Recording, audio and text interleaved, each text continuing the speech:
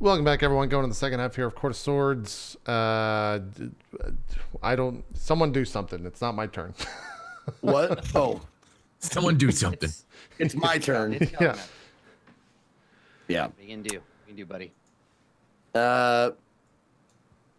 Let's see. Have both of the slots turned to face these monks or I whatever? mean, they're occupied by getting punched multiple times. Okay. What I'm but asking you're is, do I still- need to?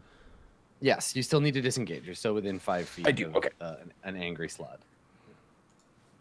Okay. Then I am going to. I'm going to gracefully slide down the backside of this mountain, or this cliff, or whatever. How steep is it? Is it shitty or is it doable? Is it shitty or is it doable? I mean, it's a little shitty. I'm gonna make you roll if you want to slide Okay. down it. Okay. How much do you want to let gravity just kind of do her thing? Well, I'm definitely gonna be doing acrobatic rolls. Yeah, okay. So I figure if you just launch yourself off this and just try to mitigate the fall, you could probably just go all the way to the bottom if you disengage first. You just roll to the bottom of the hill, because it's not like Yeah. a cliff. Yeah, You'll that's take a little what I'm damage. gonna do. You'll get a little banged up on the way, but acrobatics will help. Oh, so I'll take damage no matter what? You'll take a little. So here's the thing: if someone threw you down the hill, you would just take damage from getting jostled and rolled down this hill.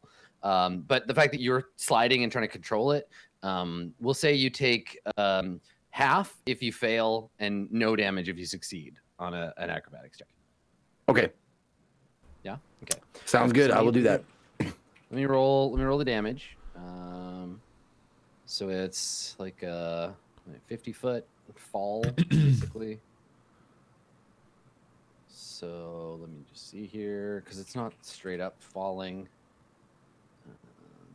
Because if you just straight fell 50 feet, you would take 1d6. So let's call it 3d6. Oh yeah, not bad at all. Okay, so you're either gonna take three damage or nothing. Okay. But hold on. So make an acrobat. How much HP do you actually have left? Is the important question there. Is 3 damage enough? No, I've got 10. Oh, okay. Okay. Woo. Yeah. Yeah. Okay, so acrobatic check coming. Okay. 16. Okay, no problem. So you don't take any damage, and you, Okay. I assume, so it's the disengage action. You're gonna take your Yep. move action to roll down the hill. Yep. You get to the bottom of the hill, and you're prone. I think that's fair. Yeah. What do you want to do? Now you don't have any movement left to get up, but you could still take an action while you're lying on your butt. I love that these two guys come running out to help you, and instead of staying and fighting, you're like, bye! Ugh! Throw yourself off a cliff and just No, dead ass hey, fall down listen. the hill. Know your strengths, man. I don't know these guys are going to fucking kill me next. Yo, I'm out. To roll down the hill. Yep. Okay. Yeah. So Well, in yeah, the state do and you want to do anything? At the bottom of the hill. can I drink a potion? Yep. If you have one on you. I will. Hold on. You just roll down the hill on your ass. Roll the d20. If you get a 1, the potion's broke in your Oh, fuck, wild okay. ride down the hill. Oh, great. Okay, sure. I like that. Last roll. 1d20. Okay, you're fine. So you reach in, and instead of a handful of broken glass, you get the potion. And It's slightly cracked. You could see it forming drips at the bottom. pour it down for the guns. Okay, so you get 2d4, 2d4 plus 2. Hit points back. There you go. All right. Yeah, cool. Okay, so Cobalt the blue slot is going to counterattack on the guys that are around him. But first, we There's see more.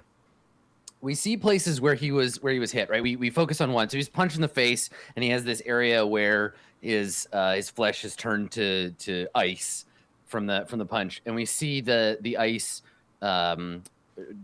break off, and some of his wounds have just disappeared underneath. They seem to be regenerating. So now he's going to go after one of the guys that's in front of him. Now these dudes are dexterous, but he's got a pretty good hit. He gets 2 claw attacks. So here's the first one, which is a hit that deals 15 plus another 8. Let's see, and it's. Part of me really target hopes these guys 265. pop out and are just gonna get utterly destroyed. We're there. We're just like, shit. Okay, so 15 damage. Oh, I see why it gave us both. So it was 15 damage for the first swing. The second claw attack is another hit for another 8. And then the bite is a crit. Uh-oh. Oh shit. And he takes another 16. Okay, so he's still fighting. He's still like on his feet, but just backhand slash, then a forward slash, and then a bite, and the monk is staggered and bleeding. He needs Good to make God. 2 DC 15 saves. This is great though, because now Ramos can save him, and we're just good to go. He fails them both. Okay, he has been infected. He's been infected with the chaos phage. So you can see his, I guess one of the claw attacks. There is a warp to his flesh, and you can see that it's like rippling, and he's screaming in pain as his flesh turns into various elemental and para-elemental forms. And then he chokes back the scream and manages to concentrate hard so that his flesh reforms, but the seed of the disease is in him, and he's gonna need some definite medical attention. So that's the Cobalt slide. Ramos, it's your turn. I think Ramos noticed that Berg went the other direction, so he decides to see why the hell he's running. So he runs back over to Berg, but what are you doing? And that's double movement, so that's all I can do my turn. Okay. Berg, what are you doing? This is such a stupid scenario. I hate it all. Just go fight. Man. We're good. We got to help our monk brethren out. Yeah, we're good to fight. Berg, run on down there. Just pop on down. Hey, you know what, Berg? You don't even have to go around. Take a page out of the Kalima Book of Acrobatics. Yeah. Fucking rip it. Yeah, just throw your ass over the Be edge. like down. any barbarian ever and just leap and just hope to God it works out, you know? That is a steep ass cliff. Yes, it is. Yeah, if we can go ahead and zoom down and get the 3D render of that, Adam, if you can pull that up. Yeah, it's like this. Oh, man. What are you going to do, Berg? Yeah, no. Yeah, Berg's gonna move down there if that's what the rest of us are fucking doing. Whatever makes the most sense. If you want to move Berg in his full movement. Well, he can't attack, can he? No, you can get down there, but you wouldn't be able to attack. You'd have Wouldn't to be able dash. to attack. Does he rage first? Does he not? I mean, it would make sense to rage first, I guess. But if he rages first, he wouldn't lose. He wouldn't lose like rage, right? Just because he entered in the rage on this round. It like counts for the next one. If I were to go to the next round and receive no damage. Rage, barbarian rage ends early if you're knocked unconscious, or if your turn ends and you have not attacked a hostile creature since your last turn. So if you rage now, you will have to attack on your next turn. Exactly. So okay, it'll be good until it's good. Yeah, it's good until the next turn. So I'd have to bonus attack. action to rage.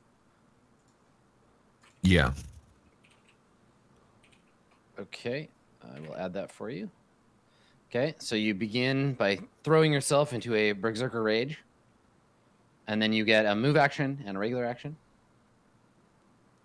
Now remember, you haven't taken a long rest, so Oh, we haven't. God damn it. no. Otherwise, you'd have all your hit points back. You'll get to Just finish gets your better long and rest better. Kill these guys. What? We got help. We got help. We're gonna be fine. Says Max. I mean, it's just as simple as this. We're either fucking dipping out of here, and it seems like we're going. I'm just gonna talk out of character. Are we staying or are we fighting? No, we're fighting. I'm gonna meta this. I don't care. Now that we Okay. have help, Yeah. yes. Thank you. That's all I needed. That's all I needed to. That's the hesitation. All right. So I'm gonna move as much as I can, to get there. I can get there, but I just can't. Right. If you want to move me, I suck at moving, like in you know the whole system. Where do you Thing. want to go? So that's 30 feet That's- there. Yeah. But your move is 40, right? Moves 40. Yeah. So that's one move right there. So bonus Yeah. action, move. And you want to move again? Yeah.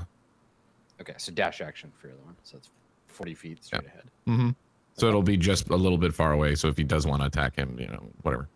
Yeah, you're out of range, Cool. and on the next turn you'll be able to move. Mm-hmm. And then the Okay. next turn. All right, Sally Alpha. Yeah, hold on. Fuck, man, why does that got to be 30 goddamn feet? It's not enough feet. Open joy. It was like, What? no, I looked at chat. Hope Berg enjoys being pregnant. Berg always wanted a baby. Adam, can you see this when I do this or no? Only. Bergnant. I mean I can because I'm looking at your view. So yes, but no, you can't cut across like that. I could do that one though, right? Or are you gonna make me Uh, do that and then?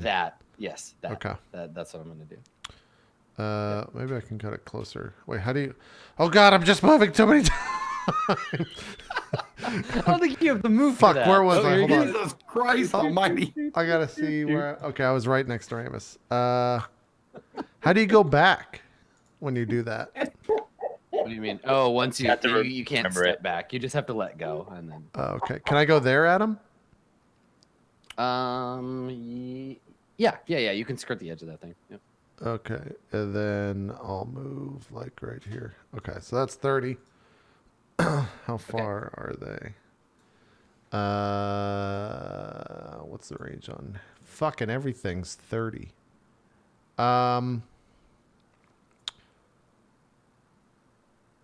I can't do that either. All right, I will. I'm gonna firebolt. What's range on firebolt? 120. Yeah, I'm gonna firebolt the one that's taking damage, which is the blue one, I believe. Mhm. Yeah. 12. Tell me how much that hits. You miss. Okay. Yeah. That's my round. Hurl a bolt of fire that crackles through the sky. Roll a d20. Oh, right. Crit it. Interesting. All right. Something would have happened had you hit, but it doesn't. So. In a good or bad way? I mean, hard to say. You It's conjure not. the bolt You of just fire. and use you can words, feel- Adam. God damn it. you can feel the magic take on its own, like a sort of life of its own. Like the bolt like swells in your hands, and you throw it, and instead of going on a straight line, it kind of like veers, like that move we just saw you do. It kind of veers through the air, and then sort of flies off into the distance. It definitely the spell did not work the way you expected it to just then. Okay.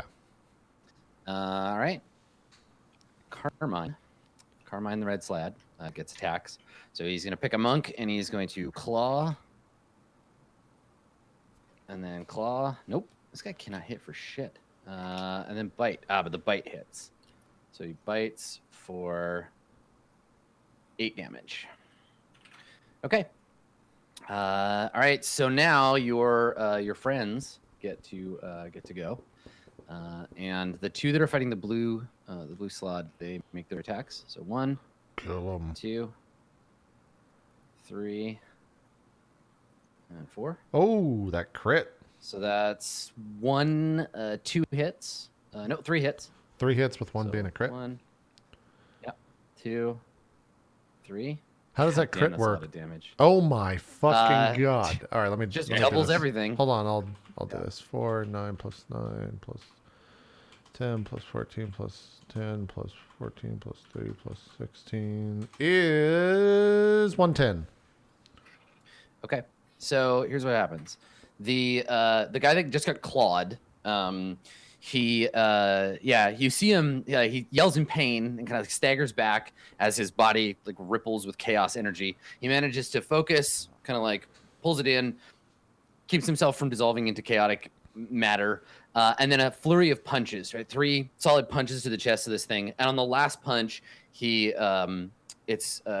focuses energy, and you can all, I think, especially Berg, you feel like a ripple of some kind of like energy kind of pass out from him, and then he strikes the creature. Yeah, that second crit does 15 less, but it's fine. Even with like 80 damage, it's enough.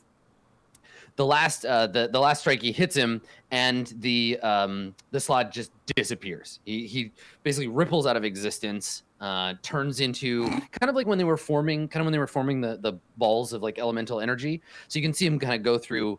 One of his arms lights on fire and then burns away. Part of his body turns to rock and crumbles, and the rest of it just splashes to the ground as water and air, and the slad is dissolved.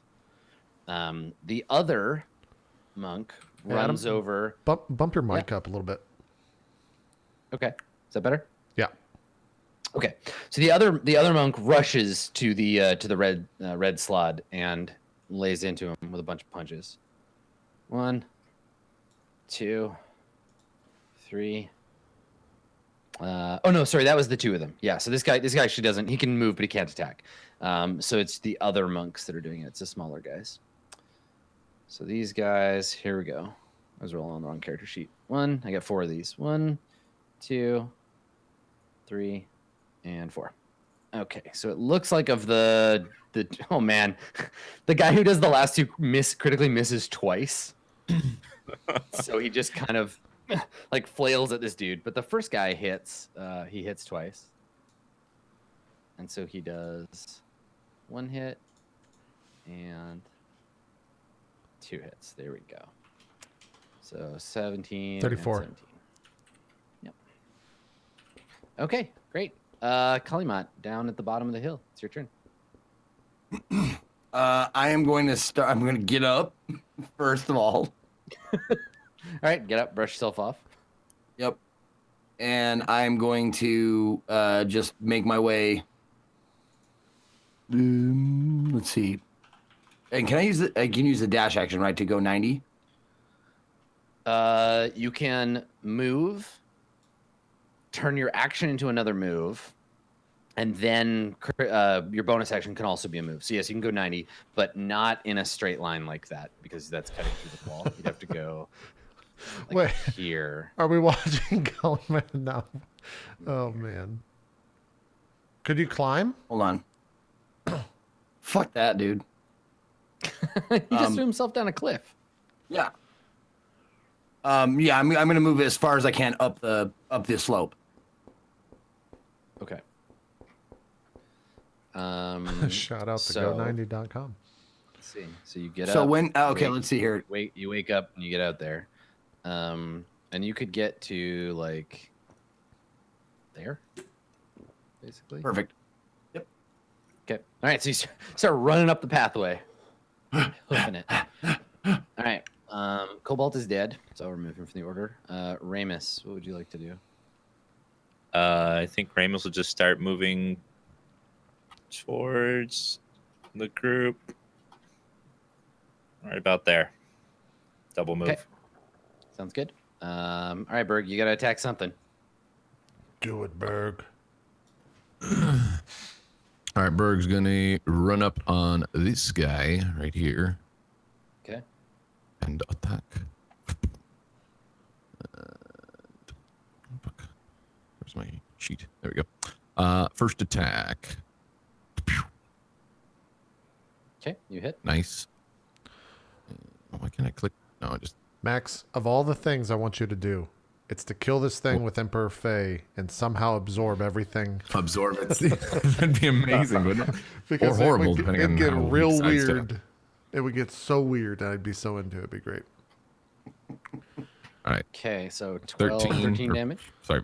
Yeah, 13. Berg somehow Okay. lays You its recover. eggs inside this creature. Am I getting that necrotic back? Yeah. Yep, you recover that 1 hit point. Cool. All right. And I get the full 3 this time too, right? Because it's the second one. The second. Yes, since full going 3 to rage. attacks. Yes. Yeah, it took me a second to figure out what you were talking about. Yep. Yeah. Okay. Cool. Oh, that's a 4 on that necrotic. 17. Okay. All right. Oh, give me your delicious life force. Just stick around for a little bit longer, would you? The fucking give me your Carmine. Seriously.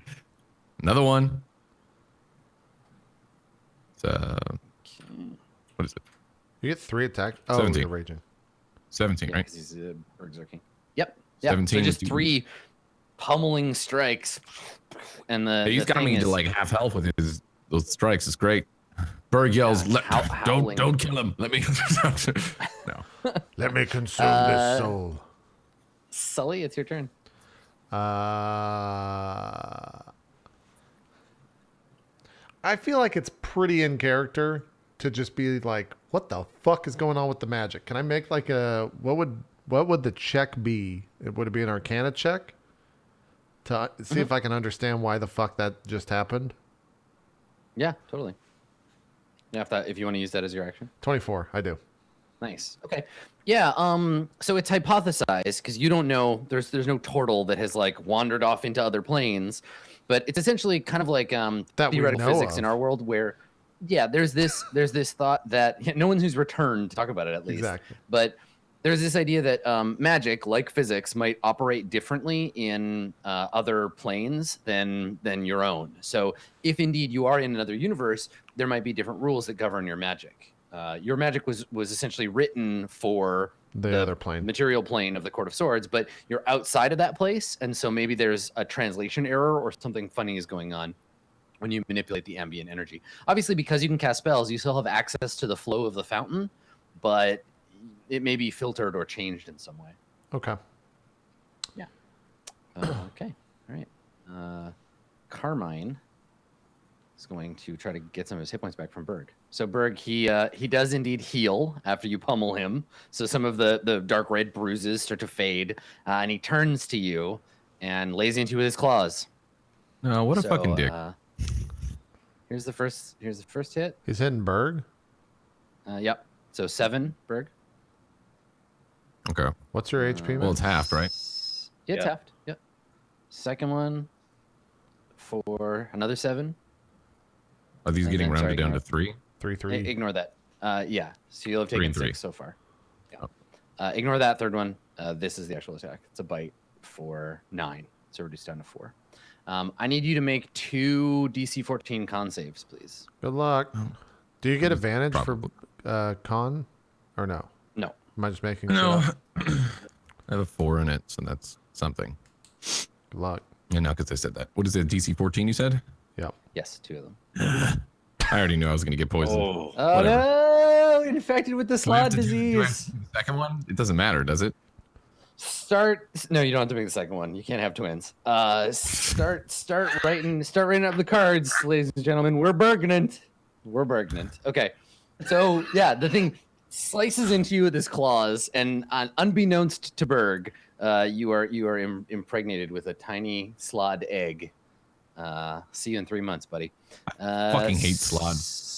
So You just don't like Bring on anything them that rust monsters. anything that does something special. Berg is just like, this is bullshit.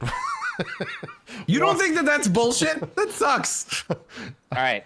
So the two leader monks, they come running up, and they are going to they're gonna each make 2 attacks on this guy. So 1, it's a miss, and 2, it's a hit for. Ignore the crit part. It's 11 And 10. plus Or, 10, it's yeah. 21. Yep. And that kills him. All right. So I think that these guys, they come up, and the dude kind of like shoves you aside, Berg, like to protect you, or like he gets you out of the way. And there's a little bit of the like out of the way amateur pushes you, and then punches the thing twice. The second punch, you can feel its ribs break, and then it sort of turns inside out, and then turns into a cloud of reddish smoke and vanishes. As soon as the fight's over, the this one drops to one knee, and the others like come over to him, and this guy like shoves you out of the way, Berg, like move, and The fuck? comes over his friend. Yeah, so he just kind of like shoves you, like get out of the way, and they're speaking to each other in their like the language you don't understand. Can I make a perception check to see if I saw Berg get hit, or did I see Berg get hit? You saw it for sure. And I know these things impregnate fucking people when they hit them. Yes, you know that there is a chance that something very, very bad will happen to Berg in the near Okay. future. Well, if he's intended to. I move up to Berg, and I like cautiously put my arm on him and say, "Berg, are you okay?" I mean, does Berg know? Like, does he know that he got? I mean, Berg, you have 2 impregnated? levels of exhaustion. You have 2 levels of exhaustion now, so you're just like beat to shit, right? I'm just Like, asking you if you're okay. I haven't mentioned anything about being impregnated Yeah. yet. So what do you say? Yeah, I mean, right, Berg, okay. you got clawed up, but you don't feel any Yeah. worse than you would otherwise. Yeah, I guess Berg's just like still here, and then he is breathing, like heavily. I'm like almost grabbing or clawing into your arm. I have some bad news, Berg. I'm sure you hear this a lot, but Ramos needs to look at you. Those creatures have a way of passing on their seed to people they attack. And I'm worried Are that, you saying he's pregnant? in layman's terms, yes. Fascinating. No, he will die. That is the most aggressive sex I've ever seen. Kalima, you walk up and hear the end of that conversation. Yeah. You heard, are you saying he's pregnant? Yes. And then you say impressive, and I'm just like, he will die. And you join up, Kalima. And I continue and just say, like, you need to have that checked out immediately. It kills whoever it comes out of. This is a very serious thing. Do you know what it is? Is it a disease? Is it a curse? What are we talking about? Adam, would I know that it's a disease? You've never, you just know that I know of it. getting clawed by these things is said to, you don't even know like that he's been implanted with an egg, or like it might be magic. He Right. might turn into a slod, right? It might be like lycanthropy. Actually, it would be really interesting to be able to observe the whole process, right? Like no turtle that you know of has ever watched it happen, so you could answer that question. Okay. But What did you ask, it's Berg. Dan? What did you say in character? Do you know what kind of affliction it is? I have no idea. Many stories about this, but no one's ever confirmed it. It would be quite interesting to watch the birthing. And I look Berg straight in the eyes after not making eye contact with this entire time, and just stop conversation when I say it would be interesting to watch the birthing. And I just stare at him. No. Well, okay. And I turned to like, what are the other guys doing? As we're the three yellow people, orange people, whatever they are. They're kind of like custard colored. The one that was clawed, that you saw the chaos effect, the one that has the blue slide like disease. They're all kind of like clustered around him, and they're just talking quietly, and he's like on his knees, and they've like undone his gi, his like kung fu outfit, and are looking at the wound, and they're like tending to him. I'll say, well, go ahead. Do you mind if I look at the wound? I asked the friends of the guy.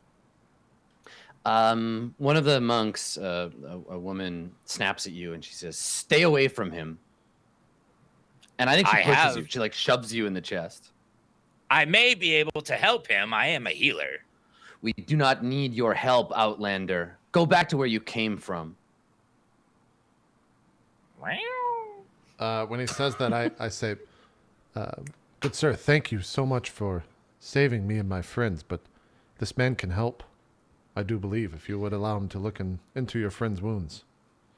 And I say that in Aquan. She sneers, and she says in common, she says, "Do not try to ply me with the elemental tongue. You are outlanders. You do not belong here. You have brought the slod with your presence, and you should go. I do not care if you have come this far." And then she says, "We have our own healers." And she turns to her friend and says something to him, and he kind of like waves her off, like, yes, I can stand. And he stands up.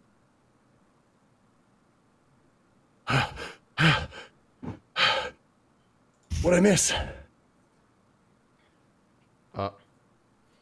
Well, we have some acquaintances, friends. I'm not sure what happened to you. Where did you go?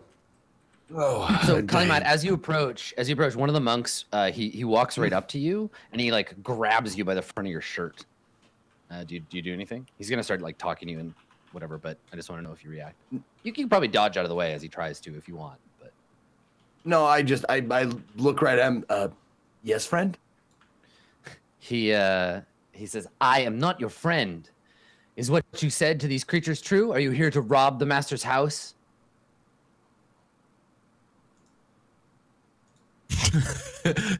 Did you by any chance see how quickly we ran away from these creatures?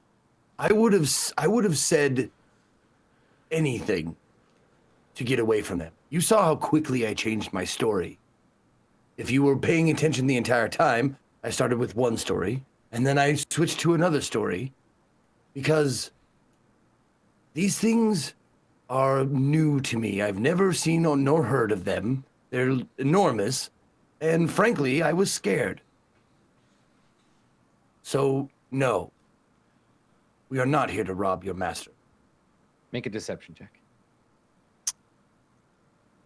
Good luck. Please be good. Oh my God. Okay, let's see. Is that the DC?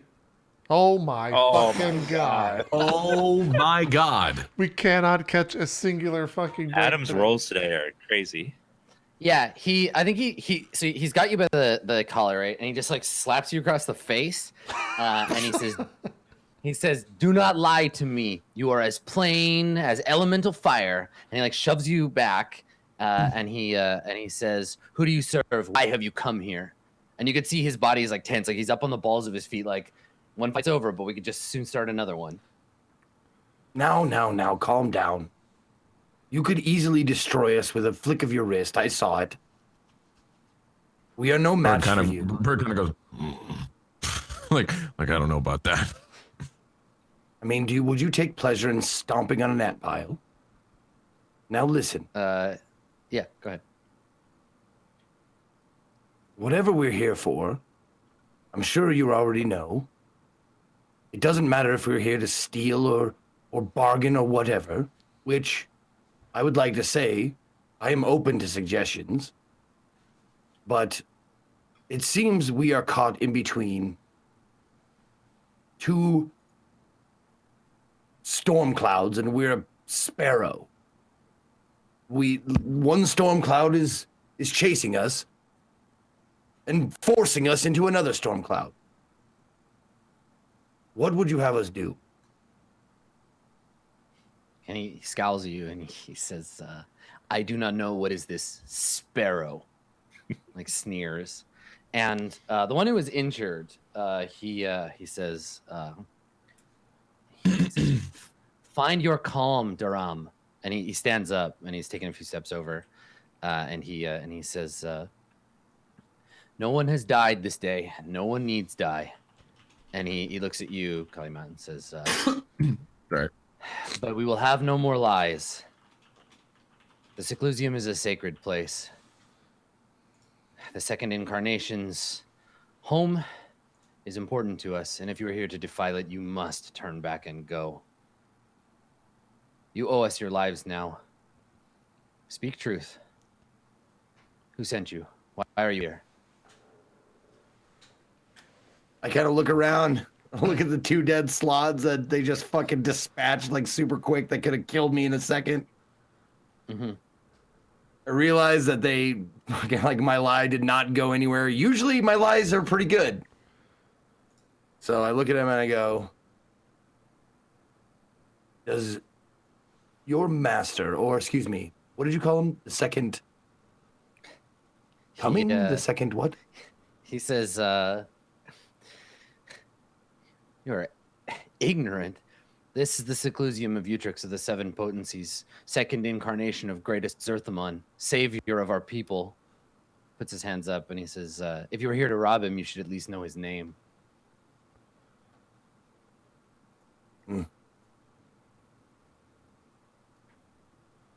Who would Uthrix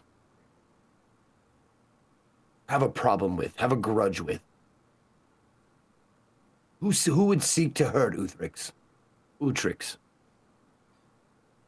Sorry, I don't actually stumble on the words. I'm sorry. Yeah, of course. Yeah. Uthrix, sorry. Yeah, he says, the second incarnation has many enemies. Our former masters seek us eternally through the chaos. The other, with whom we are forever at war. The second Who's the incarnation other? has many, many enemies. So you say, yeah, who's the other? Yes. He looks at you. He looks at you and he says, "My people's history is no business of yours, thief." You're right. Well, since I have the feeling that you're going to kill me, probably one way or the other, so it doesn't matter to me. I'm sorry, everyone. I speak to my compatriots. I'm sorry. We were sent here by Inanna. Does that name ring a bell? So he's looking at you a little like surprised or shocked, and he says, "No, we will not kill you, Outlander. We have no reason to do so, and life is sacred. There is no reason for you to die. We simply want you to go, and not to profane this place. I know not your master Inanna. This is not a name that is familiar to us. But if she is an enemy of the second incarnation, she's an enemy of the people." I don't know if she's an enemy or not. It seems like they had an intimate knowledge of each other. I thought I was given the impression. Is there no way to have an audience with Utrecht? Make a persuade check. Okay. Come on, just one good persuade. There it is. Ooh, hey, there you go. All right. Okay. So he scowls. And he says, "I'm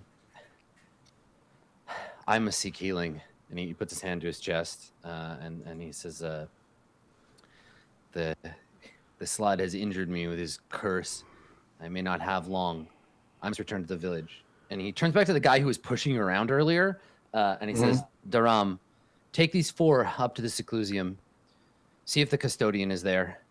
See if he will speak for them to Utrix. If he will not, take them home." And Daram looks at this injured monk like, "Oh, come on! I have to babysit the Outlanders." And then his superior nods like, "Come on, man! Like someone's got to do this, and I'm too beat up to do it." And then he turns to the other 2 and he says, "Lazia, Sarad, come with me. We return to the village." And the two women that were like kind of holding you back in case you went to attack their friends, they join him, and the 3 of them like make ready to go, unless you want to say anything before. Do you mind if we finish resting? My friend can barely walk. And I point to Berg, who's exhausted and nearly near death. Dorama says, "We go to the seclusion now, or we go not at all."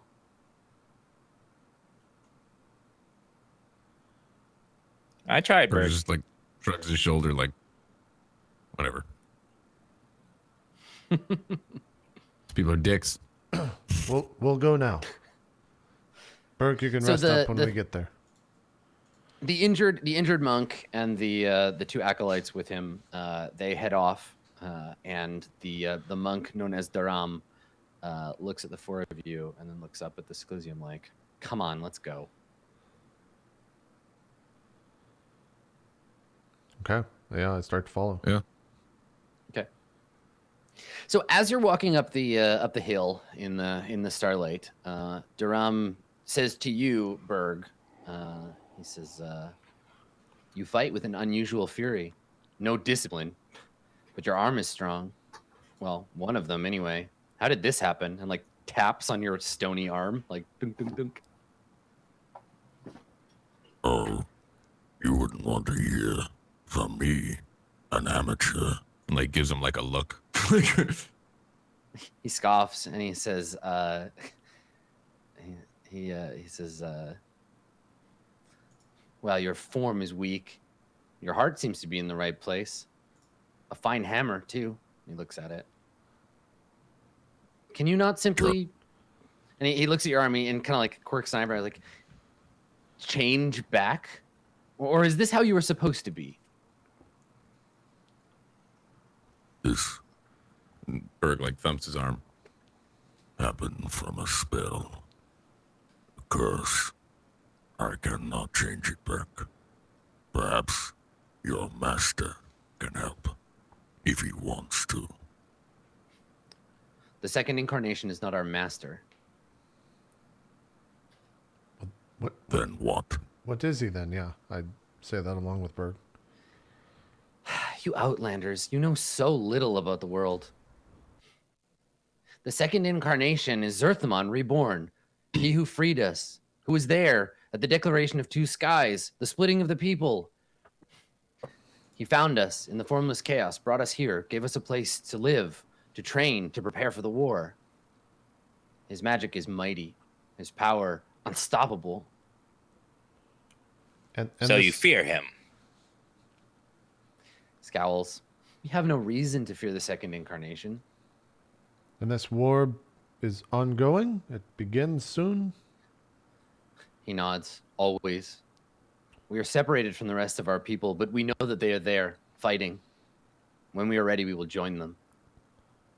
And where is the war happening? He gestures as if to mean, well, everywhere, fool. No, but specifically, where would you say the front of the battleground is? The formless chaos, from whence we came.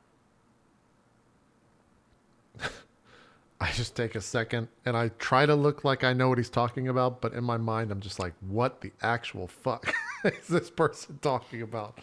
I don't have any other questions for him. I just kind of listen on the way into the seclusion. Mm-hmm. Okay.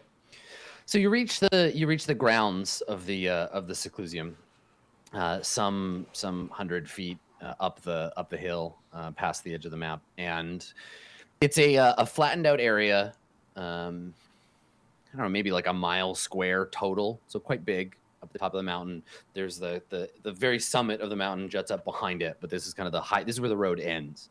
There is the biggest thing that kind of grabs your attention is in the center of the sort of square. There is a massive white stone fountain. It is brilliant and almost like so white that it glows. It's got a bit of a halo in your vision. It's maybe 30 feet across, and a multi-tiered, and then clear blue water pouring up from the middle of it. And then there are buildings scattered around the outside edge, like I said before. A few large ones, some smaller, mostly marble. What do you do? Is anyone going to make any immediate reactions? Okay. No, I'm just waiting for them to lead us to a place we can rest. Okay.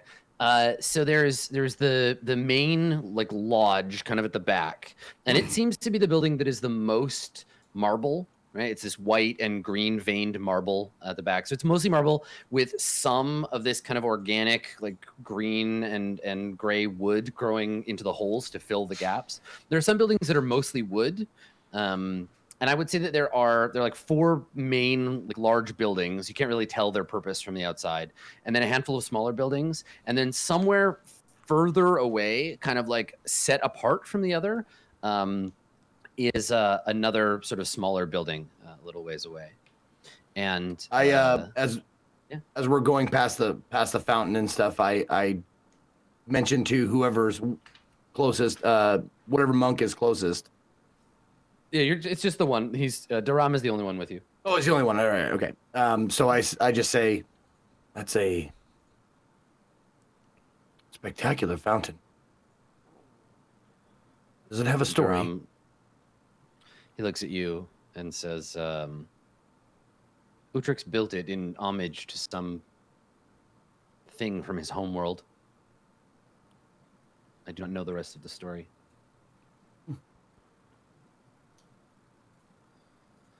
Bing. Do you know what So his he seems homeworld to be- was? He scowls a little and says, the second incarnation was born in a cursed place, a world with one form, where everything is set. And he shakes his head like that's a weird or gross idea. Like he's just like doesn't like that. That sounds like where we are from. He shrugs. He says it sounds terrible. Well, you get used to it. I suppose you would have to. Mm-hmm.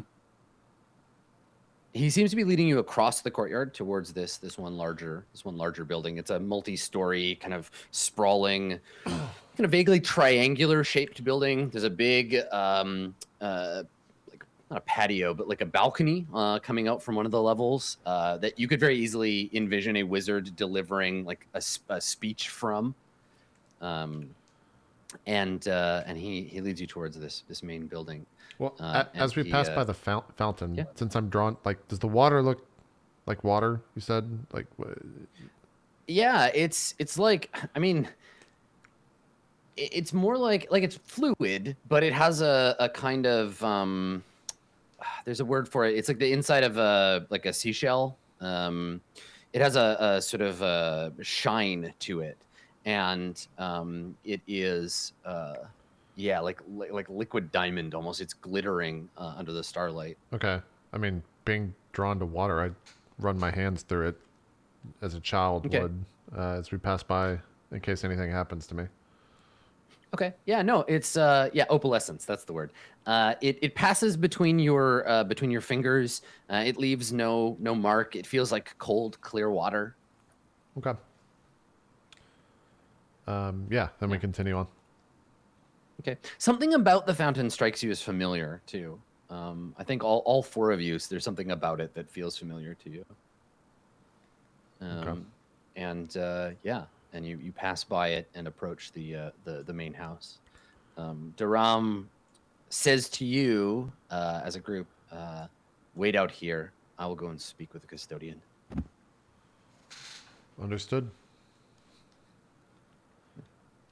So he turns to the door and he knocks, and then the door it's these two enormous, like beautifully carved wooden doors. It is like lattice work of interlocking like tines, and he knocks on it and it creaks open on its own, and he slips inside and it closes behind him. And now you're standing out in the quiet of this courtyard, this marble courtyard, and you can hear the sound of the water from the fountain, and then yeah, just sudden quiet. What are you gonna do?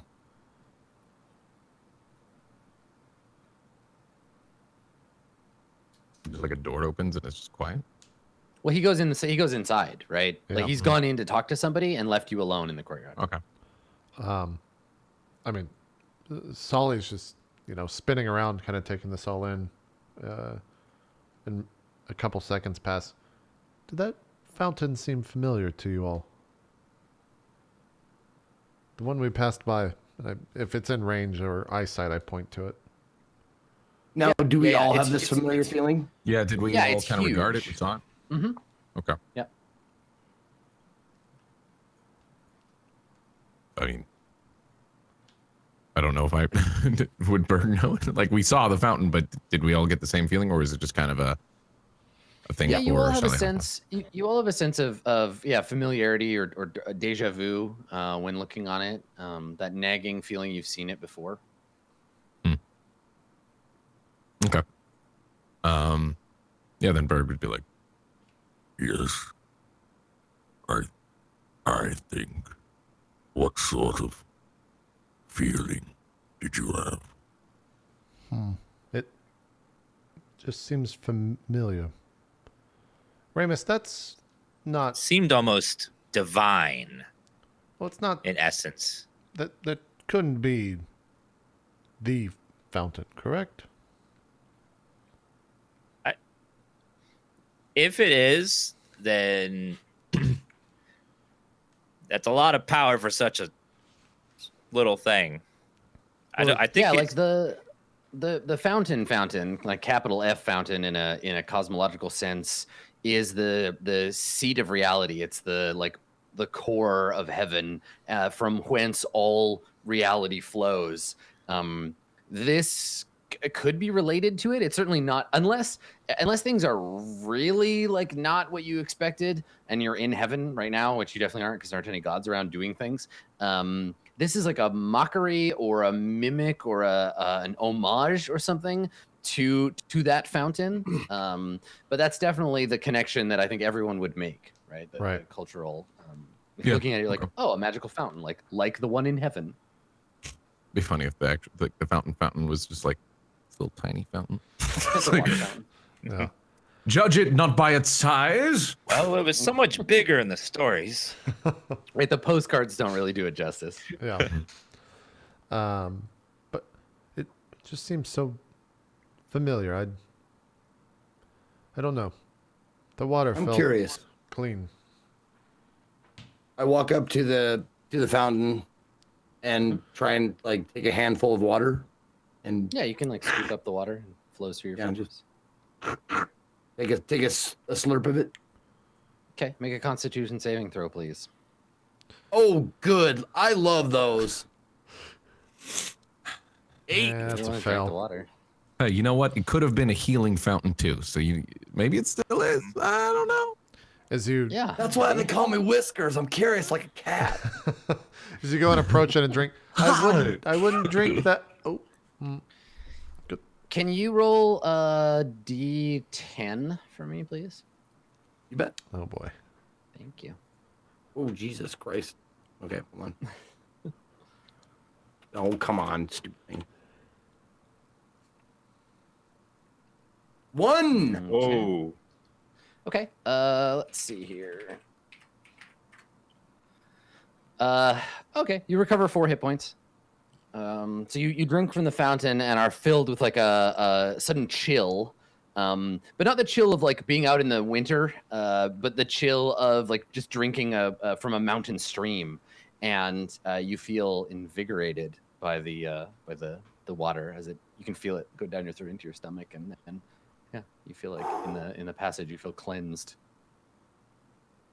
Oh, Are you okay, you Kalima? got- yes. I'm better than I was. I feel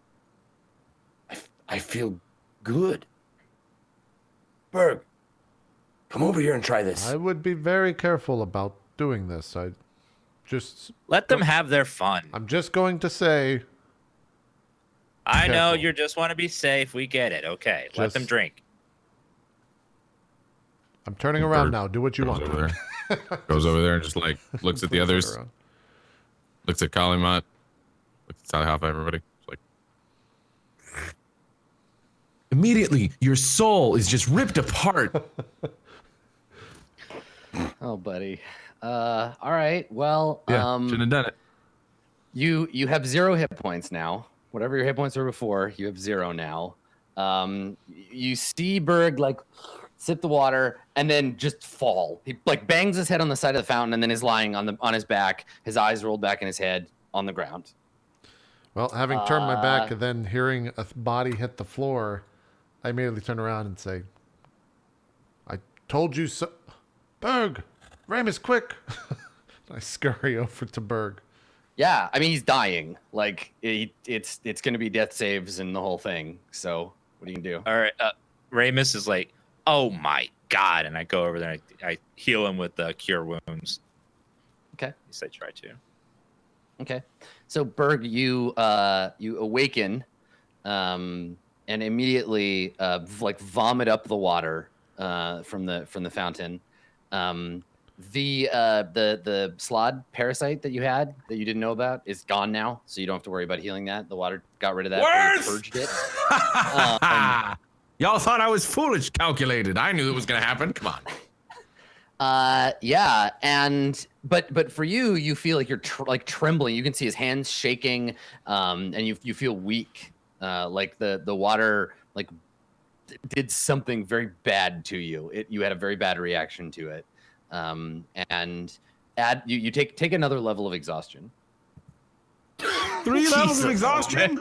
That's really bad. Yeah, that's really bad. What is even the effects at that point? I don't even. I think Very you- rarely are we in. You have like negative or you- disadvantage on everything, basically. I could barely You have- move. yeah, I have like disadvantage on everything.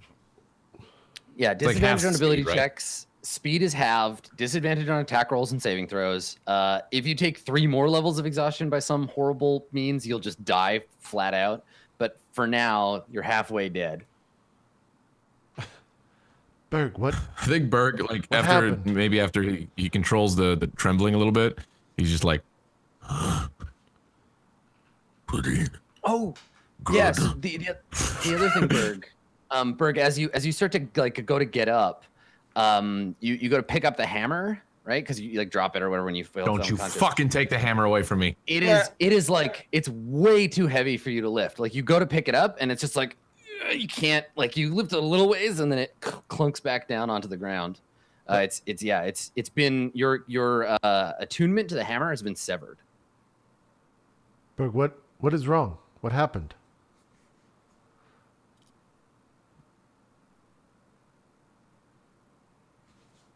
I can't. I can't. And like Berg's like trying, like he's like coming to grips with it. Coming to grips. Yeah, and like motions to the hammer. What? You can't what? You can't pick it up? So he can't pick it up at all. It's just it's like it's heavy. You could pick it up and carry it around, but it doesn't have the same, like when you were attuned to it, it was like a part of you. Right. But now you feel separated from it. It's not that it's like Thor's hammer that it's impossible Can to you just lift, kill but Berg? it's just Can you just kill Berg? Can we just say Berg died? it's clumsy and it's like lifting an enormous weight is all. So you can pick it up and carry it, but it's All right, then I guess Berg says, Something has changed.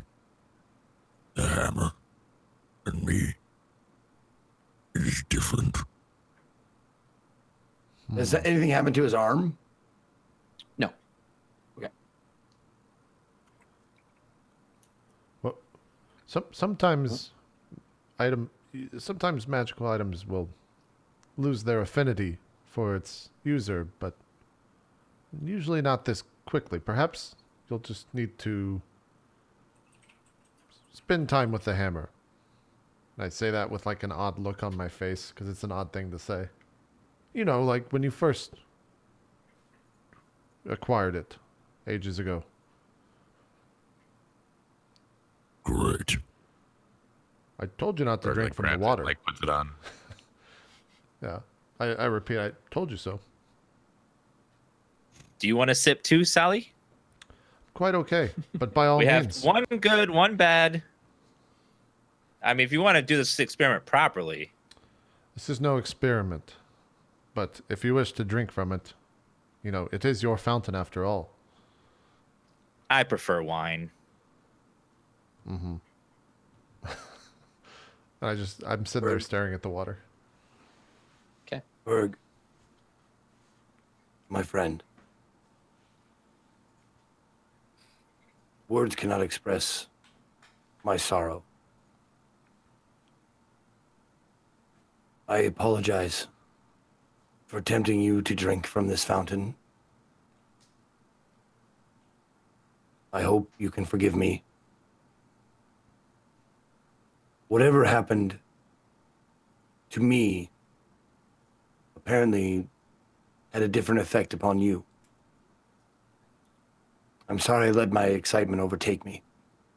Don't feel sorry. Nothing good happens to Berg. Let's go meet this wizard. So maybe I may die.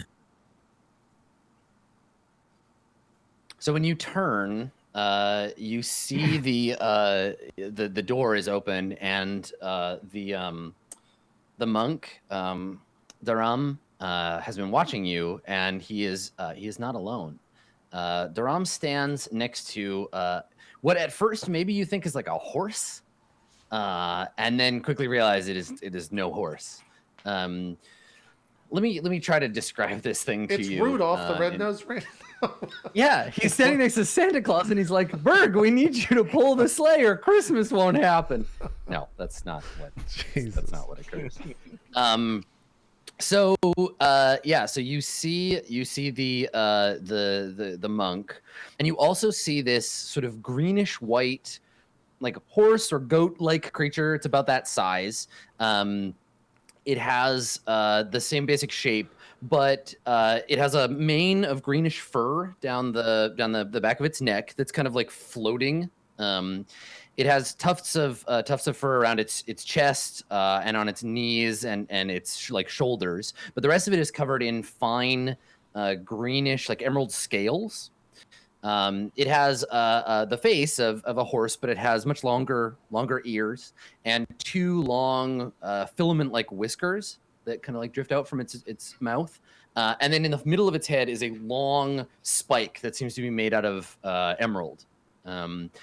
Instead of a horse's tail, it has a maybe a 8 or 9 foot long kind of lion's tail. Made out of the same greenish color as its skin. And then at the end of its tail, there is a tuft of greenish white fur. And it's just kind of like looking at you.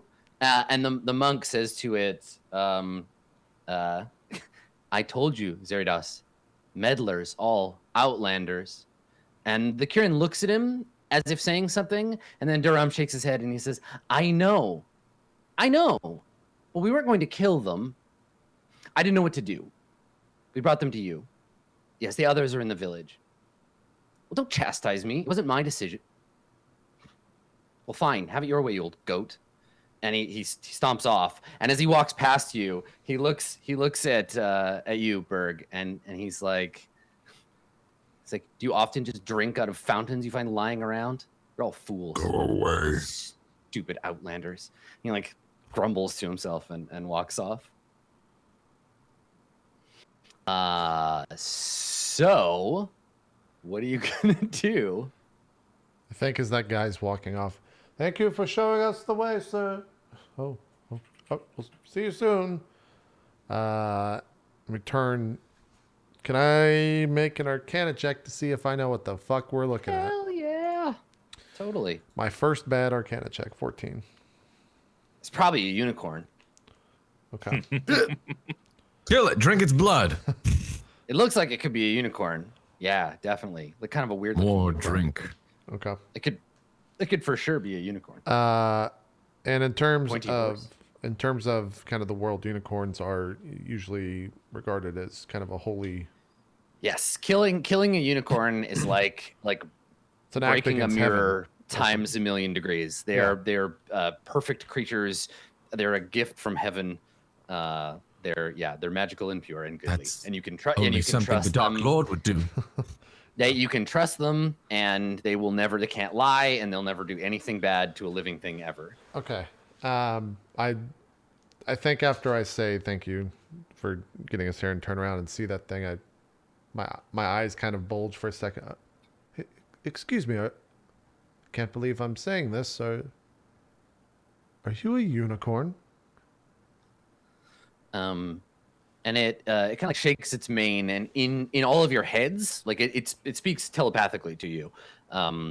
You hear it, and it says, it chuckles, and in that like an old man's voice, it says, "A unicorn? No, nothing like that. I am Zeridas. I'm the custodian of the seclusion." And what does that mean exactly? I realize I'm like not speaking out loud and stop mid-sentence. Yeah, because no one else will hear you if you just think the words. Yeah, and then I state it out. And what does that mean exactly? Which part? All of it. What do you... a custodian for? What do you do? What... I watch Utrix's house while he is away. Make sure the guests are comfortable. Keep security operating. We apologize for drinking from this fountain. My friends are curious. Yes, I would say so. Very curious indeed.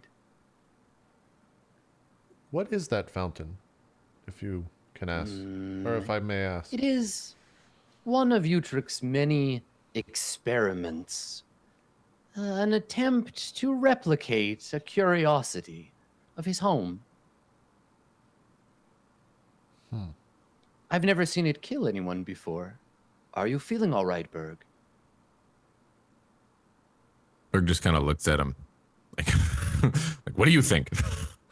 And so he walks over to you, his little hooves like clicking on the stone, and like to you, Berg, and he kind of looks at you and says, "You carry a heavy weight, poor thing." And he goes to like nuzzle you, like he does that thing that like horses do, where he like comes up to you and tries to like bump you with his nose and kind of like nuzzle against your shoulder. Do you like push him away or? No, Berg's like kind of confused and just like still very looking defeated. So when he touches you, you feel his like fur and the warmth of his body, and he kind of like, yeah, boops you a little. You feel the edge of his horn, and it looks like kind of sharp and scary, but when it touches you, it doesn't feel that way. And it kind of just like rubs his nose against you, and you feel better. Like you just feel not physically better, but like calmer, and like everything isn't the worst ever. Like you just for a moment you feel hope. And then he looks back at you. He's got these big glassy blue eyes, and he says, "A heavier weight than most. Poor thing." And he turns to Kalima and he says, "But it doesn't change the fact you've come here for dangerous purposes." And he stays close to you, Berg, and you find yourself like, I don't know, maybe do you notice, you're not notice, but like you have your hand kind of on his mane and you're just like absently like touching it. I think so maybe you notice yourself doing that and you pull your hand away or you keep doing it. Or yeah. I think Berg kind of like realizes like what am I? Yeah, pulls it away.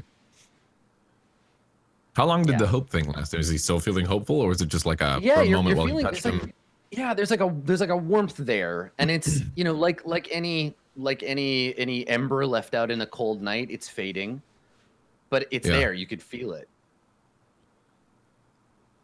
So I guess Berg's expression is probably very, very perplexing. It's like a mixture of like that, all that sadness and sorrow, like ran away from his face for a sec, and now it's just kind of like confusion and a little bit of longing, because Berg hasn't felt that way like kind of ever.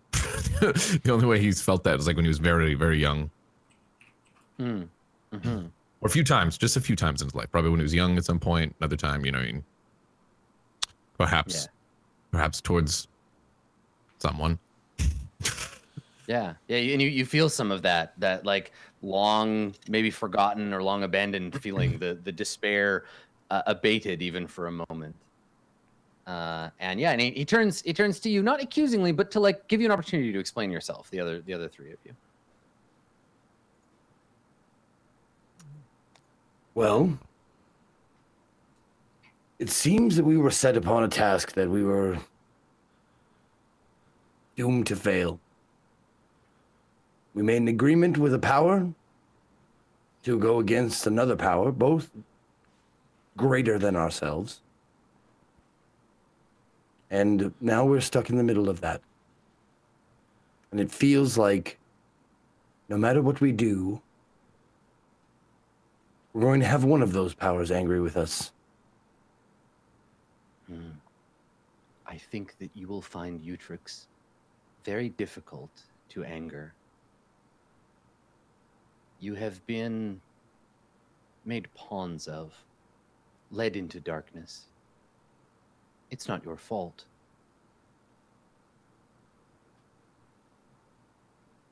I see you have the right of it. It is in my nature to be comforting. Would you like to come inside? I would be very much obliged. One question before I go, if you would permit me. All right. Yeah, go ahead. our friend Berg has a inordinate attachment to that weapon that you see, and he has lost it by drinking from the fountain. Is there any way that we can heal that separation? And he looks at it and then at Berg and says, an old one that. Faye was a good one, strong, a fine emperor. Well, pick it up, my boy. Bring it inside. We'll see what we can do. Berg, obliges, picks up. Yeah, and Follows the it's like custodian. I'm lifting this like horrible weight, putting it up on your shoulder, but you can carry it. It's a burden. Yeah. Are we all walking inside? Are you guys? Yeah. Okay. I mean, I am, assume, yeah. You're all invited in. Sure. I think as we start to walk inside, if I understand this mental pathway correct, I can speak to him, but only he can hear, correct? Yeah, he doesn't have like the vocal cords and mouth parts to like make speech properly. He can make like horse or goat noises, but he speaks into your mind, and if you speak out loud, he will respond into your head, and you Okay. all hear it. He broadcasts his as if he was speaking out loud. We only hear his response, but he wouldn't like if I talk, no one else is going to hear what I'm asking, correct? I mean, if you speak out loud, he'll hear you with his ears and respond with his brain. I'm saying mentally. If you try to speak at him with your head, yeah, maybe you can just like speak Okay. directly at him. I'm You just don't know- gonna you don't really like know how these. I'm just gonna bottle up like so many fucking questions in my brain and just try to Yeah. project them towards him and see if it hits him all at once. And if I get answers back. Yeah, you just hear you hear a chuckle, and everyone hears this, right? And he chuckles and he says, "Oh my, you're a curious one. All in time, all in good time." Okay, I sigh. And I'm probably like mentally fatigued because that was a barrage of 1,000 plus Yeah, right. questions all at once telepathically. Yeah, totally, just like brain vomit at him. Yeah, yeah. So you walk inside, and the hall of the seclusium has the feel of a frontier hunting lodge. It has these thick rugs. This thick rug that like leads out into the main room. It's got a big open hearth. There's a fire pit in the center. You immediately walking in, you immediately feel warm. Everything here is polished wood and mossy marble. And you can feel like it's like walking into a place you've been 1,000 times, even though you've never seen it before. You immediately feel like warmed. There are trophies, as with any hunting lodge, along the wall. Several along one side, several like battle-scarred skulls that are kind of like elongated at the back. They look not human, but human-esque. They have two like ocular cavities, no bottom jaw, but these sort of elongated skulls. They're up on one wall. You can see what looks like the claw of a like a dragon or wyvern that's been stuffed and is hanging on one wall. And as you walk in, there is a what at first looks like a statue of a spherical kind of entity with a glass orb in the front where its eye might be. And several long kind of stick-like limbs coming off, but it's frozen in place. It's got a plaque underneath it, and as you walk in, the Kirin says to you, the custodian, he says, "Many are the trophies of Utrix, long voyager, wanderer. He has done much."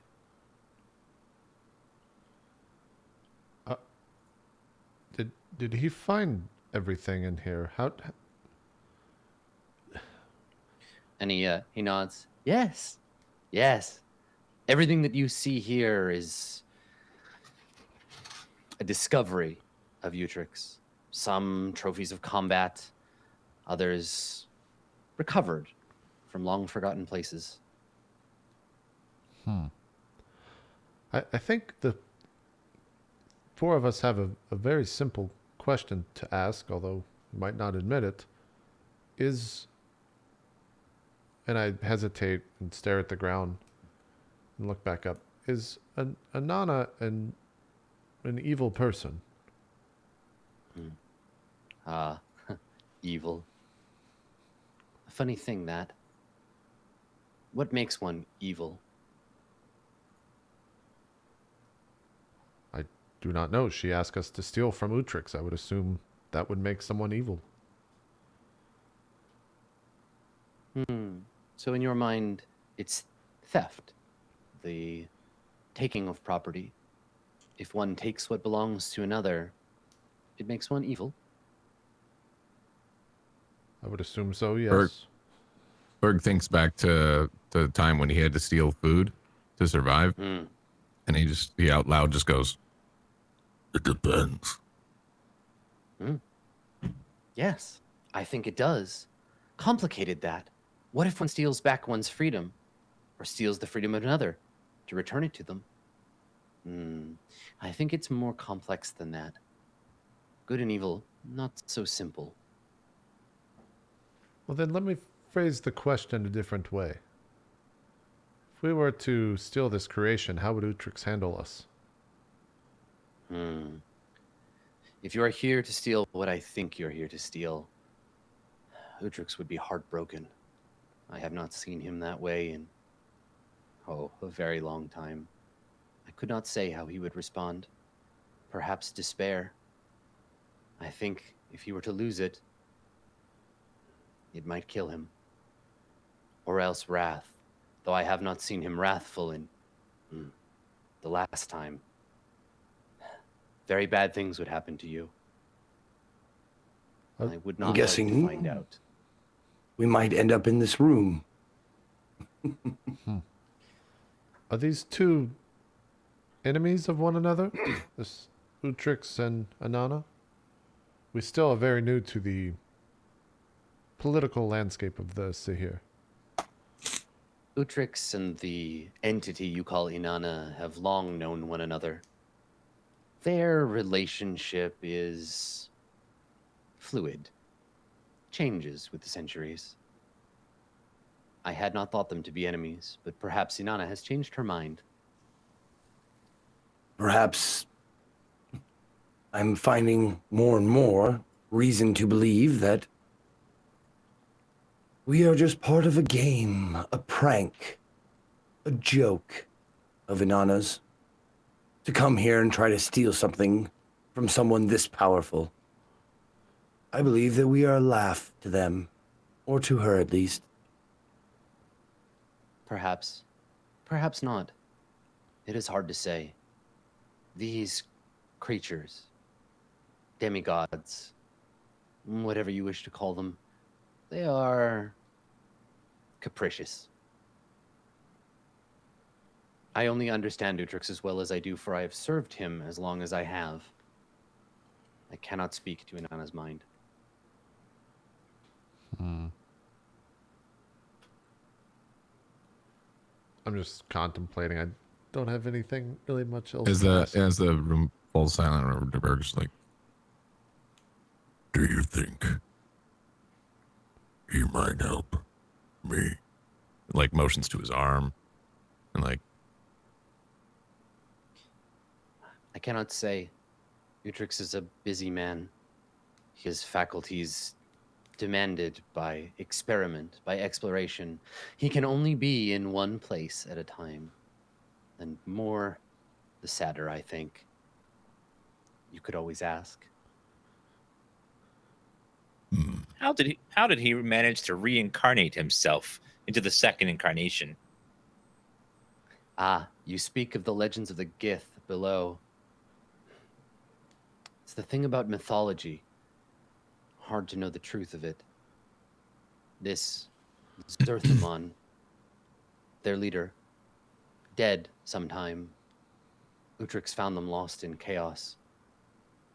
Gave them someone to believe in. But is it true? We cannot know. They believe what they wish to believe. How did you come to be associated with him? You seem very powerful in and of yourself. I can feel it emanating from you.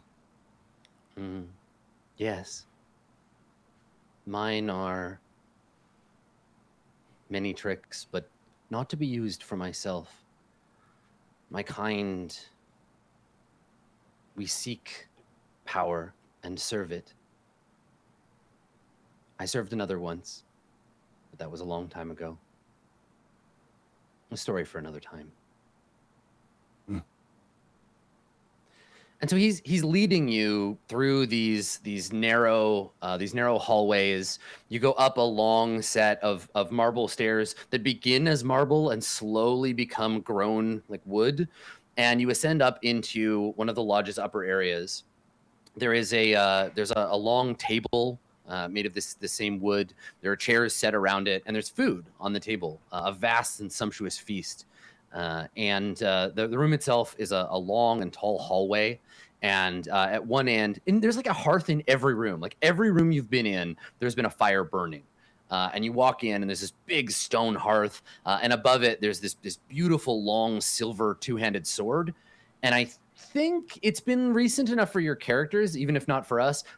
Everyone that sees it, you immediately think of the sword that Inanna's servant was carrying, and that's set over this huge hearth. And and your guide, Zeridas, nods his head and gestures to the table and says, "Please, sit, eat, recover your strength." Quick question. What kind of creatures make or have those swords above the fire? Enemies of the people. In their language, the other. A grave split once in prehistory. If you were to look at them, it would be hard to tell them apart, but philosophy cuts a deeper blade than blood, I think. You've seen one of these before, these silver swords. In fact, we have. The one who sent us here was associating with them. Now things begin to fall together. If the one that you call Inanna has allied herself with the others, I'm beginning to see it unfolding now. Do you care to share that with us? Because we see nothing. It shakes its head. It shakes its head, and its mane kind of like tousles, and it says, "I will share my thoughts with Utrix first." In this Utrix, will we have the pleasure of meeting him? Perhaps. He's away now, but might return. Please, sit, eat. Your journey was long. Kalima has already sat and is I looking feel like over you're the down. stuff and starting to eat. Yeah. Now, when you look over the table, you recognize everything on it as being food, right? This is the scene from the Miyazaki movie where like it's just like way more food than the four of you could ever eat, just like piled beautifully on the table. There isn't, one roast bird, but 40. But you don't recognize any individual thing. Like you see something that might be a vegetable or a fruit, but is a weird color. Everything looks appetizing and delicious, but you can't make heads or tails of any of it. The flora and fauna that originated this meal is like, For me, it's who the knows scene where from it Hook, came from. the dinner scene. I was just from gonna Hook. say, Yeah. Berg sits down and goes, "Play," and Yeah. flings some goop. Yeah. Yeah. Okay. Oh Yeah, I man, think now we're I'm all just thinking eating. of all that food from Hook. Yeah, God damn man. Hook's Right. a pretty good movie. That's Think a of pretty good scene. think of whatever delicious feast you want, and that is what is laid before you. Yeah, Berg sits down and starts to, anime eat all that stuff. Is there anything that looks like wine or alcohol? Yeah, totally. There's a big carafe of like ruby bright wine. I think I take the whole carafe to myself and start sipping out of it. Everything that you eat, everything that goes into your body from this table is like perfect. Like it's just, even if you've never eaten it before, you're like, whatever this weird pudding is, it's the best weird pudding I've ever had in my life. It is magnificent. And Except for Berg, roll death saves. yeah. Also, yeah, Berg. Sorry, you get horrible demon diarrhea and you die. No, it's good. The food is all good. And I guess actually, it's a good question. So, like Kalima, everybody that eats the food reminds them of something. Like like we all have that meal where we're like, now if I get to eat that, like I'm gonna go home, I'm gonna eat that apple pie and my grandma makes, and it's gonna just be the best. It's reminiscent of that. What is the thing for all of you? So come out. What does the food remind you of? The food reminds me of the first time I ever had, being a nomad. That you have there's like from a nomadic family. Sometimes you have to fend for yourself. Like the distances between places that your destinations are, that you have to camp in between there. So the first time I went on a hunt with my parents, and we killed a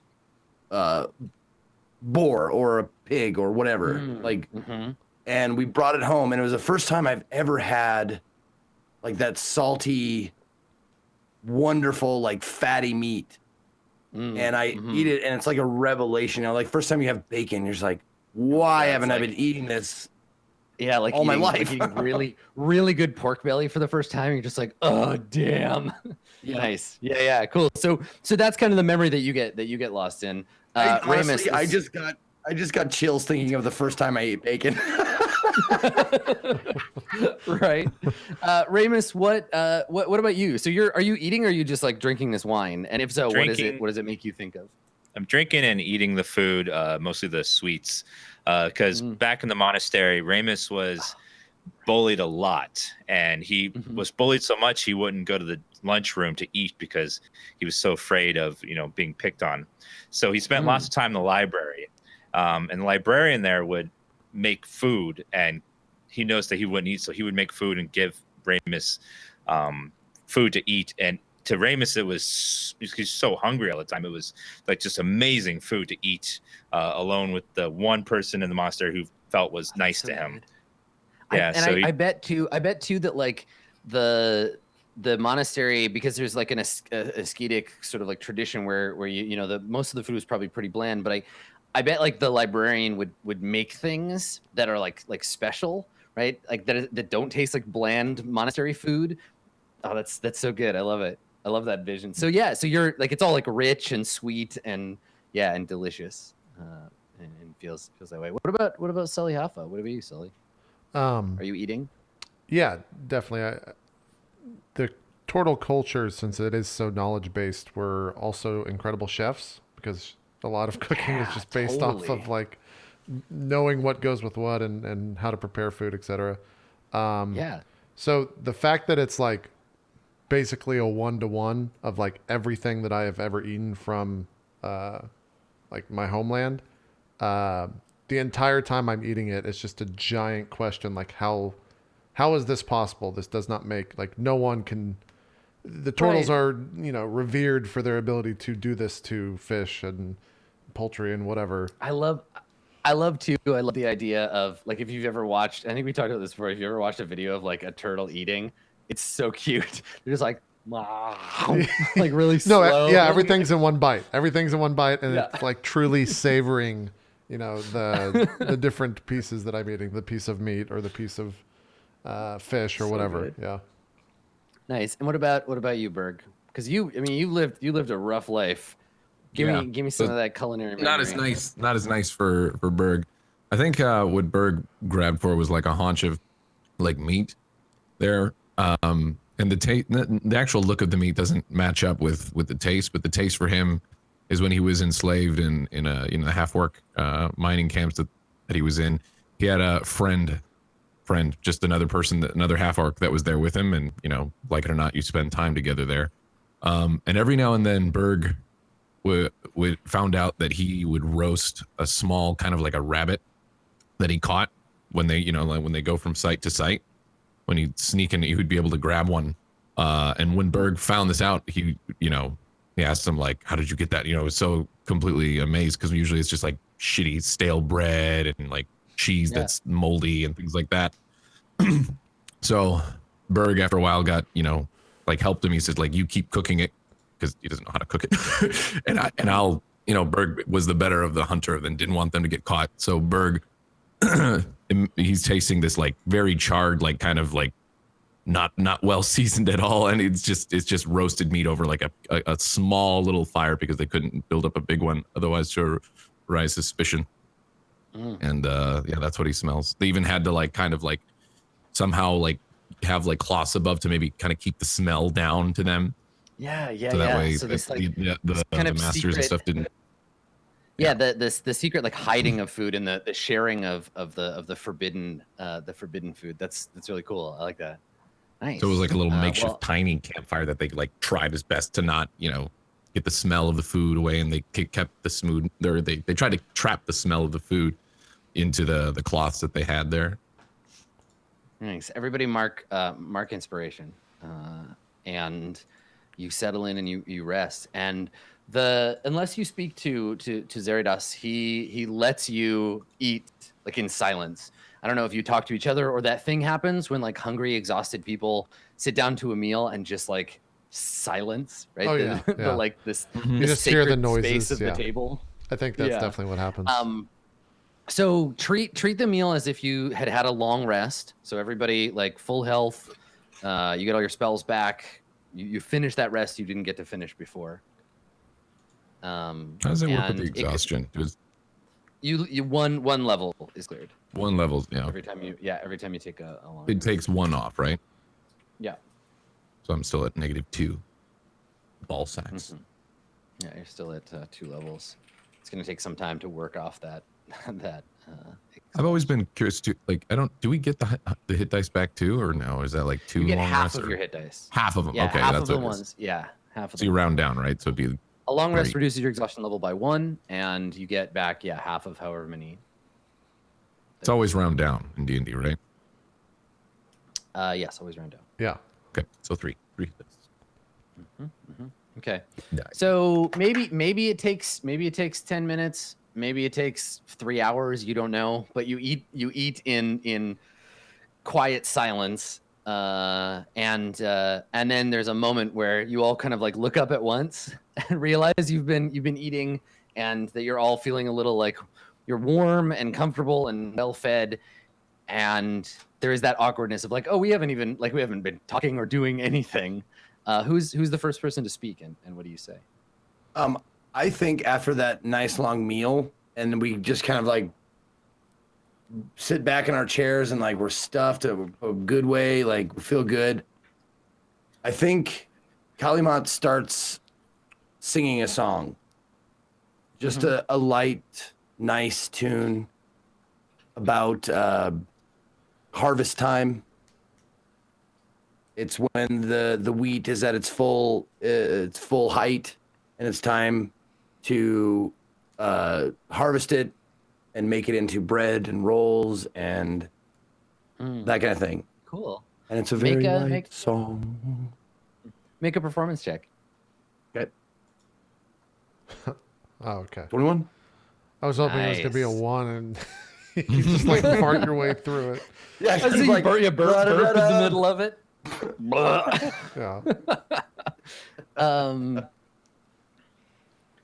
Yeah. So yeah, that when you finish, Zeridas says, "Thank you, Kalimat.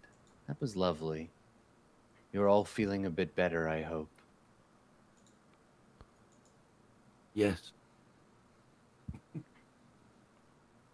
He says, "I will tell Elidia you enjoyed the meal. She'll be so pleased." Elidia, the cook of this splendor? Yeah, he says, yes, Elidia is keeper of the pantry, mistress of the kitchen. It's like she reached into my mind and pulled out a memory and made a meal of it. I don't know. Well, he says, well, she is a god, so. I'm glad you're impressed. Well, I suppose mortal words will never come close to complimenting. He Someone like chuckles that. and he says, you haven't met many gods, have you? Mortal words are all they care about. Yes, that point taken. He says, now he hasn't left the room. He's been with you the whole time. And he says, while you were eating, I prepared rooms if you would like to sleep. We have guest quarters. Yes. That sounds wonderful. If you tell me you've prepared a maiden for me as well, that would be even better. He chuckles and says, he says, I think you'll find these halls a little lonely, I'm afraid. It's all right. I was merely in jest. Well, if you're done ingesting, and he kind of like looks to the door. I want to mentally ask him how long we're intended to stay here for. He says, if you wish to wait for Utrix, you are welcome to do so until his return. And then I'll ask, does time pass differently here than where we're from? Time is a funny thing. You need perspective to understand it. Hard to say. Well, I'll contemplate on that for a while and perhaps ask you again. He nods, as you will. I turn to the rest of the group. I guess we'll go to the rooms and I'll see you all soon. Mm-hmm. Okay. All right. So Zeridas leads you to the guest quarters. It's actually that it's that building that was further away, isolated, set at a remove. It's a different like manor essentially, and like the other buildings made of marble and grown wood, the rooms separated out around a central hub with a hearth, and yeah, and you are taken here and given the rooms. The rooms are well appointed with large and comfortable looking beds, a place to store your things. And as Zeridas takes you into the central room, he says to you, "You are not the master's only guests." And he looks to one of the doors that's shut, and he says, "The Lady Walida is in that room. Please do not disturb her. She needs her rest. As I think do you, please." And you can see that there are rooms with doors open enough for each of you. I eye the door and turn back. Is that the experiment we were meant to steal? You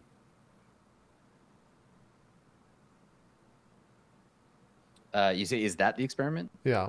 Pointing okay. or looking at the door. He shakes his head and says, like the villagers below, the Lady Walida is a refugee, a friend of Utrix, under his protection. And finally, before we go, do not take insult to this, but is it okay if I cast a spell in my room? They were acting quite funny out there in the fight earlier. There's a set. You feel his concern more than anything, and you can feel that it's a concern not for the house or for him or anything else, but purely just a concern for you and your safety. Yeah. And he says, "I would not advise it. The laws of magic are unpredictable here for your kind, a matter of defense. If you must engage in magic, please let me know first." I would like to cast a spell in my room. What sort of enchantment are you intending to perform? You see almost a look of embarrassment, and I look at the rest of the group. Your head retracts into your shell a little bit. Yeah, a tiny bit. And I think like mentally with the, I'm forgetting the name of the creature, whatever it is. I state, Yeah. I don't sleep in beds. I sleep in my spell. If that makes sense. It's just what I'm used to. Yeah, and he nods and he says, of course. If it would make you feel safer, please. Thank you. I had So, oh yeah, go ahead. one question. He waits. I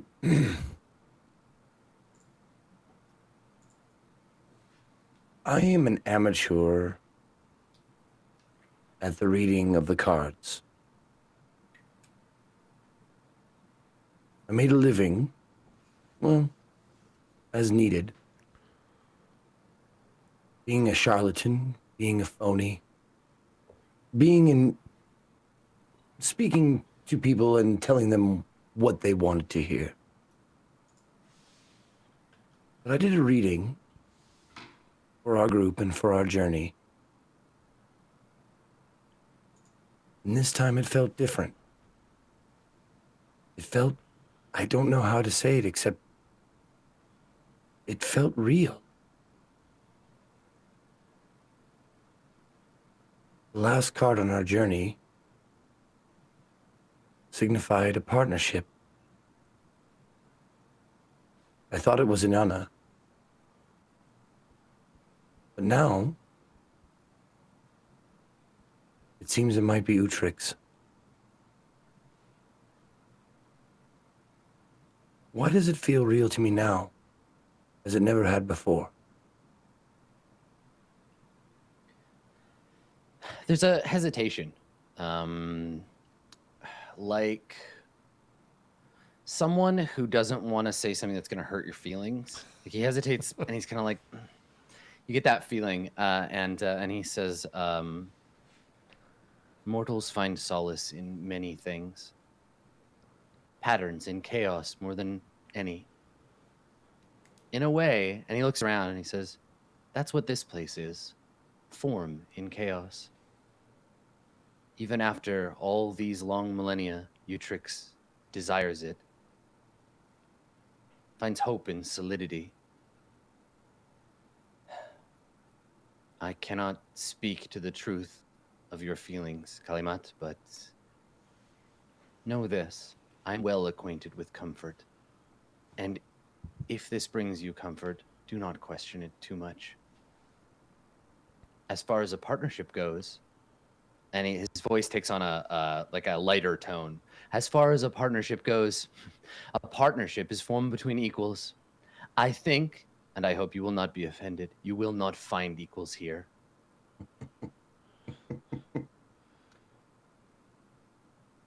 Well said. And I thank you for your insight.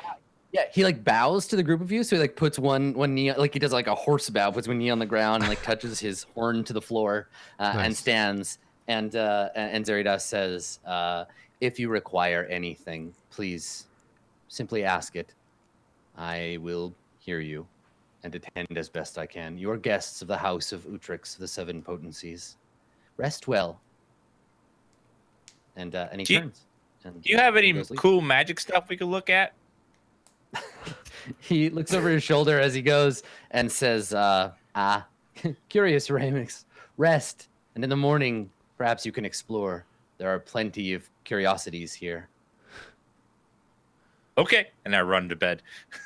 All right. What was his name again? His name is Zeridas. Zeridas. Are you the putting that in the custodian. quest log, Zeke? No, I'm putting it in my own And- personal notes. Okay.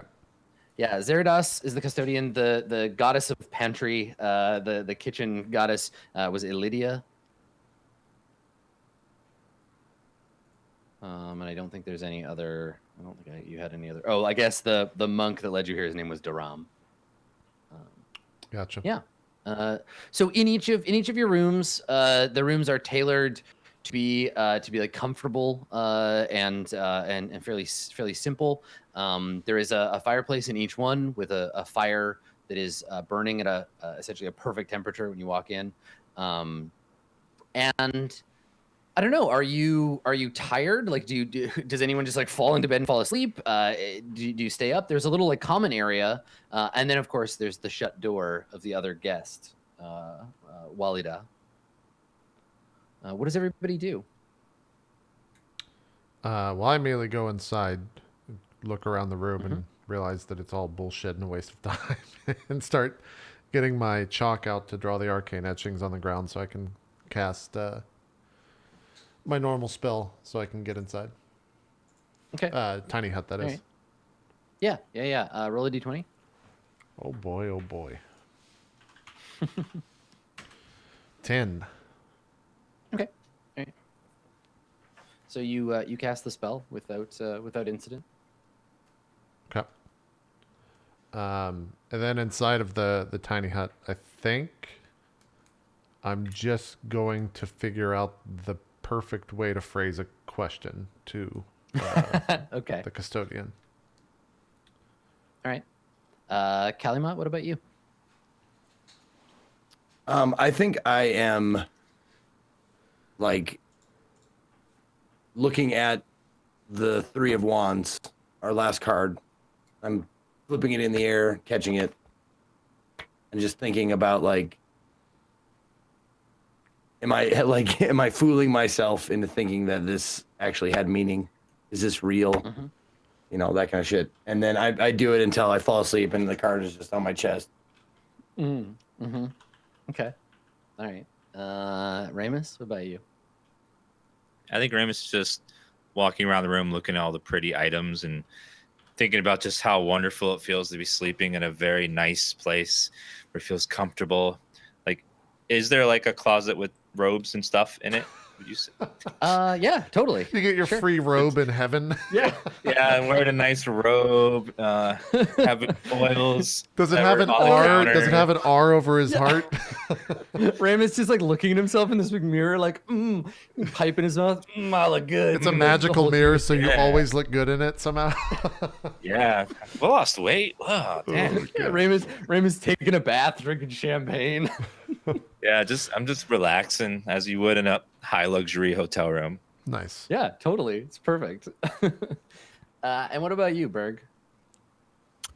Well, Berg's in Berg his does emo been- phase, and he just goes to his You're asking what's going on when we get to our rooms. Yeah, like you're alone for the first time in quite a while. You've suffered this arduous journey to get here. You're exhausted. You've died and been brought back from the brink several times, and you're carrying. You can feel this ache, this deep ache in your shoulder from where the hammer is pressing in when you carry it. And we see you come into the room, and everyone else is like, "Yay, I can relax," and like, I have a minute to think. I don't think it's the exact same for Berg. I think. What is it like for Berg? Hit the nail on the head. Like he feels that pressure of the hammer, and that's kind of all he's been thinking about when he hasn't been distracted by the good food and everything like that.